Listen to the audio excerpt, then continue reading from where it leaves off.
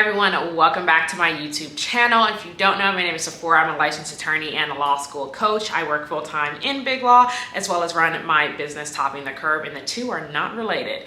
Today's video, I'm going to be talking all about how to write a strong law school personal statement. So if you're ready for the tea, go ahead and grab a cup of coffee, grab a cup of tea, sit down, relax, play me on speaker, whatever it is you do, and let's get ready to jump right into the video. I have my phone with me today instead of my laptop, so if I'm looking down, you know what I'm looking at.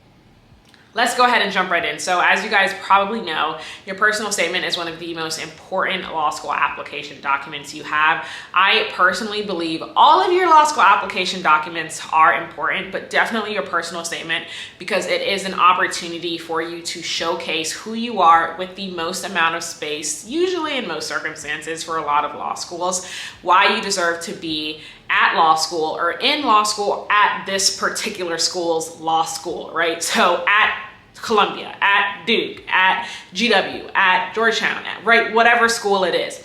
Of course, your other documents are also doing the same thing, but usually your personal statement, you have more space to do it. So some schools is 2 pages, double space. Some schools goes all the way up to 3. And also your personal statement is really just that, it's just that oomph, right? It's like that, it's that thing that you have an opportunity to showcase why you are the best candidate, why you are the best fit. Now, your other documents absolutely need to play a role. They play a role in your holistic application storytelling. You don't want to be contradicting what you're saying in different documents. So what you say in your personal statement shouldn't be contradicted in a diversity statement, in an optional statement, and even in your resume, which is why it's so important, I personally believe, for you to look at all your application materials as a whole and not individually, and not kind of put an uneven amount of attention on one or the other. But of course, your personal statement probably is still that hierarchical document that stands above the rest, but all of them need to play a part. All of them tell a story. All of it needs to be cohesive. So with that being said, with that understanding out of the way, let's go ahead and jump into building a strong law school personal statement. First and foremost, you need to focus on a story, okay? And I feel like this sounds straightforward, but in practice, a lot of people don't actually understand what that means. I've edited literally hundreds of application materials, and I review all application materials, right? I'm not ever just looking at a personal statement, because like I just said, all of your documents go together, they work in tandem. So I'm never only looking at one document, I'm always looking at the whole story, the whole cohesive application. But always when I'm looking at this personal statement, or in a lot of cases, there's no clear story, right? And what I mean by that is a lot of people will approach it from 3 different directions, or try to talk about 3 different things, right? So that's the first way people approach it, is they'll just kind of go in and say, well, I want to talk about my time in this job, I want to talk about my time doing this, and then I want to talk about why I want to be a lawyer. And so you kind of got these 3 different pathways into your personal statement, and there's no story, right? There's no story. And the strongest applications, all of your documents are going to be telling a story, right? It's a story of who you are, why you want to be an attorney, why you want to be a lawyer, why you want to go to law school, and why you deserve to be in law school, why you're going to make a good attorney. And that is told through a story. So if you're unsure about how to do that, what I always recommend for everyone is to go through a brainstorming process and ask yourself, what are different stories that you can tell to bring together that one story? Yes, that one story that's going to show the admissions counselors, this is why you deserve to be an attorney. This is why you're going to be a good attorney, right? This, whatever it is you're talking about, is your story. It belongs to you, right? And you're owning that through your application materials. You're not reading, or just like I said, just taking 3 different things and kind of just throwing it in there. So if I give you a concrete example, right? Maybe someone will start off about how they grew up, and then they'll jump into, but then like they grew up poor, and then like they were in college and they managed to do all these great things, getting A's and going into all these extracurriculars, and then they landed this wonderful job despite the odds, and just kind of like essentially giving me a resume, right? And so that's actually going to be number 2, which you don't want to do, is to use your personal statement as an opportunity to essentially repeat your resume or give me a different kind of resume. So number 1 was make sure you focus on a story. Number 2 is avoiding the resume trap. So you don't want to be, again, like I just gave you, either giving me a list of different things. I see this all the time. It's like, I did this. Don't do that. That's why you have a resume. That's why you have a resume. And even on your resume, it shouldn't just be a list. Your resume should actually also tell a story, should also be cohesive. You should also be going into detail on the substance of things you've done. But this video is not about resumes. So, but you don't want to do that, right? This is a personal statement. This is a story. This is where you're taking me along with you. Like when you think about your personal statement, you should really be thinking about it as, how can I keep the reader interested? How can I keep them interested in my story? And how does my story subtly and explicitly tell them why I want to be an attorney, why I want to be at their law school? How is that coming through in my personal statement? Is it coming through? Because for a lot of people, on the flip side, the people who do tell the story, sometimes they'll just tell a story. And I'm like, okay, now what's the point?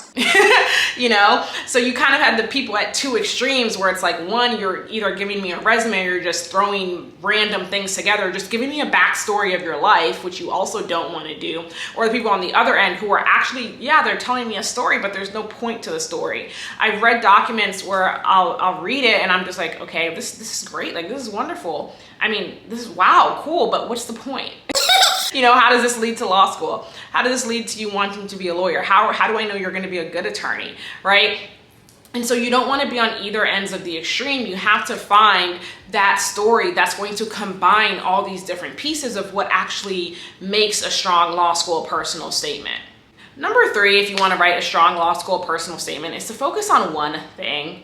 2 max, right? 2 max, but very few people I found, unless they have helped me, can actually do this successfully, right? And that's why I usually say just focusing on one thing, because that's going to make it a lot easier for you to be clear, concise, and cohesive. What I call the 3 C's: clear, concise, cohesive. Because when you're trying to do 2, 3, 4 different things, usually it ends up being jumbled. Usually there's no cohesion. Usually you're going from A to D, and what I mean by that is it should go A, B, C, D, but instead you're going A to D, which means you're missing concrete or important details that's going to connect the pieces of your story. And that's because you're trying to talk about way too many different things in one essay, in one 2-page essay, maybe in one 3-page essay. And it usually doesn't work, because usually if you're pushing the line to 3, 4 different things, what that probably means is you haven't gone into enough detail on any of the things you're talking about, or you're missing transitions, you're missing connecting pieces that's going to connect this story to help